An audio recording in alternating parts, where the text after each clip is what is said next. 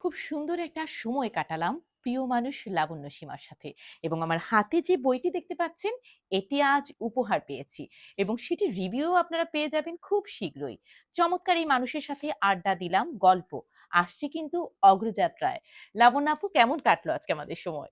সুন্দর একটি সন্ধ্যা কাটালাম।